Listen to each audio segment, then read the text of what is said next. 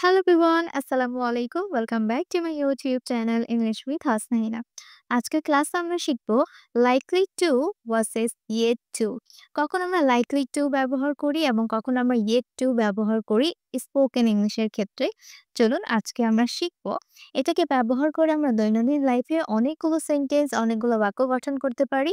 তাই স্পোকেন ইংলিশে এগুলোর ব্যবহার জানা আমাদের জন্য খুবই গুরুত্বপূর্ণ। চলুন ফার্স্টে স্টার্ট করি। লাইকলি টু এটা আমরা ব্যবহার করি কোনো কিছুর সম্ভাবনা আছে যখন আমরা বুঝাই। কোনো কিছু ঘটার সম্ভাবনা আছে, কোনো কিছু হওয়ার সম্ভাবনা আছে যখন আমরা বলি তখন আমরা লাইকলি টু এটা ব্যবহার করব। এটার স্ট্রাকচার হচ্ছে ফার্স্টে আমাদের সাবজেক্ট ব্যবহার করতে হবে, তারপর অক্সিলারি ভার্ব, ওকে, তারপর লাইকলি টু, তারপর আমরা ভার্বের বেস ফর্ম ব্যবহার করব। লাইকলি টু এর পর সবসময় ভার্বের বেস ফর্ম হবে। যেহেতু এটা এখানে টু আছে তাই আমরা কি করব, ভার্বের বেস ফর্মটা ব্যবহার করব। কোনো কিছু হওয়ার সম্ভাবনা আছে, যেমন আমার যাওয়ার সম্ভাবনা আছে, মানে কি আমি যাব বলে সম্ভাবনা আছে।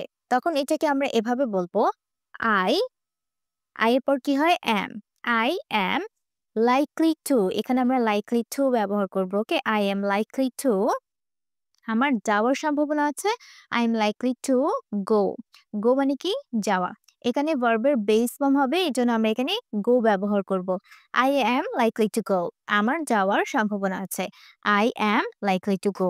যদি বলি তার যাওয়ার সম্ভাবনা আছে তখন হবে হি ইজ লাইকলি টু গো। আমাদের যাওয়ার সম্ভাবনা আছে, we are likely to go। তাদের যাওয়ার সম্ভাবনা আছে, they are likely to go। তারপর যদি বলি তোমার যাওয়ার সম্ভাবনা আছে, you are likely to go। ওকে, তারপরেরটা দেখি, তাদের ম্যাচটি জেতার সম্ভাবনা আছে। ওকে, তাদের ম্যাচটি জেতার সম্ভাবনা আছে, তাদের তাহলে কি হবে, দে এরপর কি হয়, আর, দে আর, দে আর লাইকলি টু।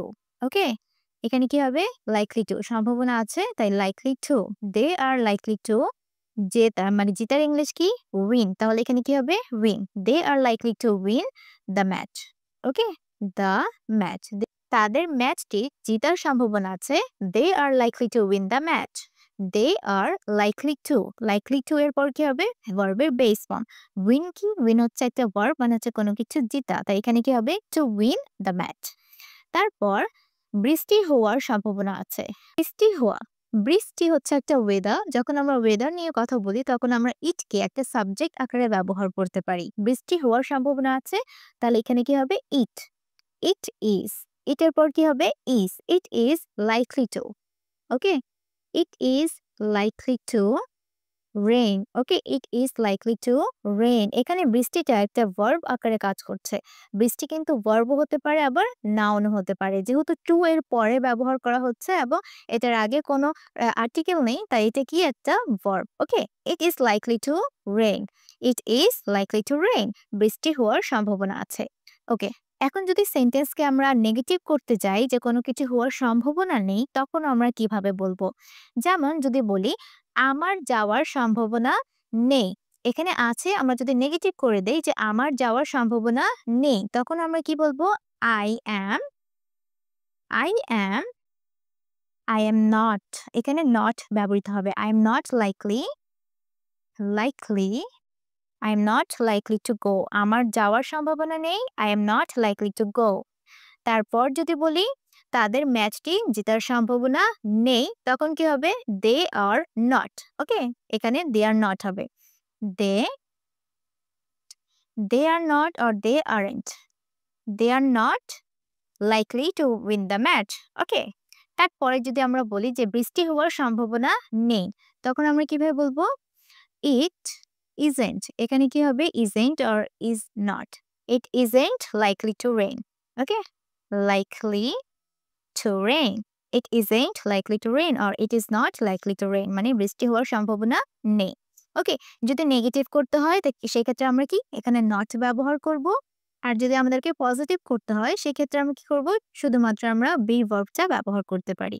ওকে, এখন আসি yet to। কখন আমরা yet to ব্যবহার করি, yet to আমরা শুধুমাত্র যখন একটা সেন্টেন্সকে নেগেটিভ করি তখন ব্যবহার করি এবং যখন আমরা প্রশ্ন জিজ্ঞাসা করি তখনই কিন্তু আমরা yet to এর ব্যবহারটা করে থাকি। যেমন এখনো হয়নি। কোনো কাজ এখনো করা হয়নি এরকম যখন আমরা বুঝাই তখন আমরা yet to এটার ব্যবহার করে থাকি।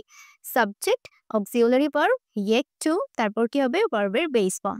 মনে রাখবে yet to এর পরেও কিন্তু ভার্বের বেস ফর্ম হবে কারণ এখানে to আছে। ওকে? to এর পর কি হয় ভার্বের বেস ফর্মটা হয়।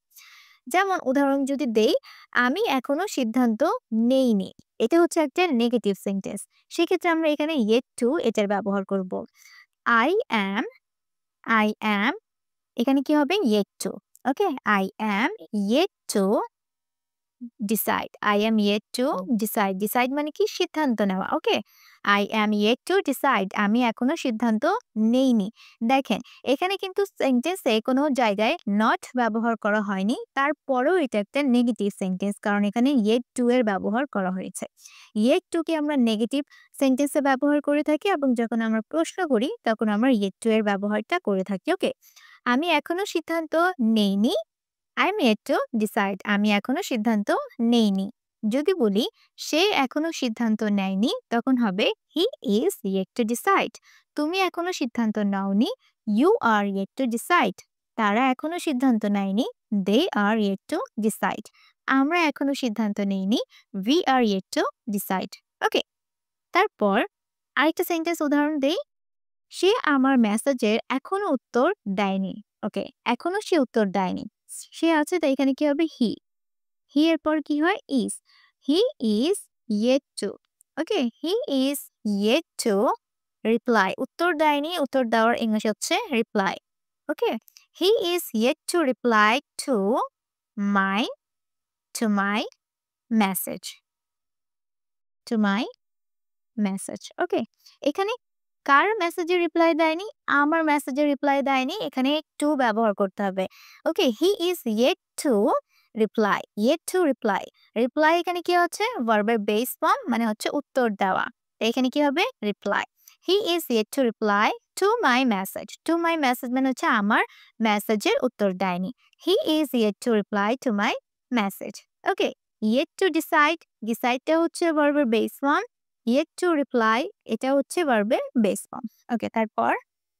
তারা এখনো পৌঁছায়নি তাহলে কি হবে they they R they R yet to ওকে পৌঁছায়নি দে আর yet to arrive তারা এখনো পৌঁছায়নি ওকে দে আর yet to arrive মানে হচ্ছে কি কোন এক জায়গায় পৌঁছানো yet to আমরা কখন ব্যবহার করি কোনো একটা কাজ বর্তমানে হয়নি কিন্তু ফিউচারে হতে পারে বলে সম্ভাবনা আছে তখন আমরা yet to এর ব্যবহারটা করে থাকি আমরা কাজটি এখনো শুরু করিনি এটার ইংরেজি কি হবে আমরা কাজটি এখনো শুরু করিনি এটার ইংরেজি কি হবে আপনারা অবশ্যই আমাকে কমেন্ট করে জানাবেন ভিডিওটা কেমন লেগেছে সাথে সেটাও কমেন্ট করে জানাবেন সবাই ভালো থাকবেন আসসালামু আলাইকুম